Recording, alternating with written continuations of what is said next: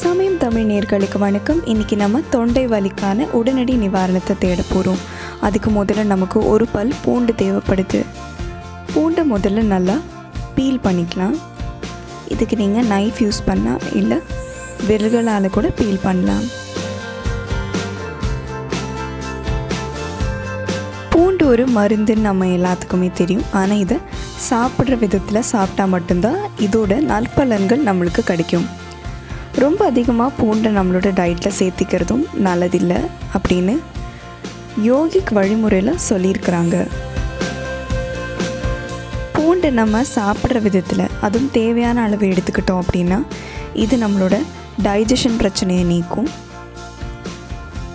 இரத்தத்தை சுத்திகரிக்கும், உங்கள் உடல் உறுப்புகளோட ஃபங்க்ஷன்ஸை சீராக்கும். இங்கே நம்ம சோர் த்ரோட் இருக்கிறவங்க, இல்லை வறட்டு இருமல் இருக்கிறவங்க, இல்லை தொண்டை ரொம்ப கட்டியிருக்கு, வாய்ஸ் போயிடுச்சுன்னு சொல்கிறவங்களுக்கு ஒரு இமிடியட்டான ரிலீஃபை தான் தேடி இருக்கோம். இப்போ நம்ம இந்த பூண்டோட பல்ல இருக்கிற மெல்லிசான தோலை உரிச்சு எடுத்துகிட்டு இருக்கோம்.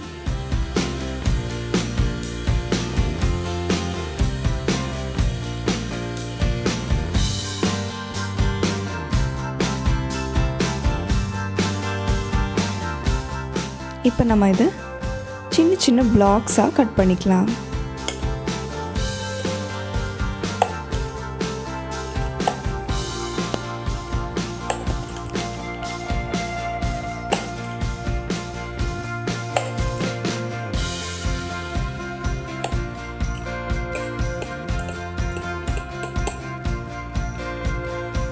இது கூட நம்ம இப்போ ஒரு ஸ்பூன் தேன் சேர்த்துக்க போகிறோம்.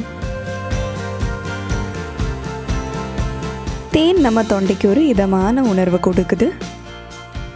வறட்டு இருமல் இருக்கிறவங்களுக்கு இது உடனடி நிவாரணத்தை கொடுக்குது.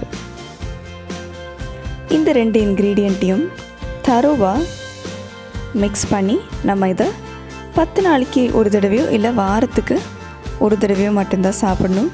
தொண்டையில் ரொம்ப வறட்டு இருமலால் பிரச்சனை ஆகுதுன்னா மட்டும்தான். இது ஓவர் டோஸ் ஆச்சுன்னா நம்மளோட உடலுக்கு இது நல்லது செய்யாது.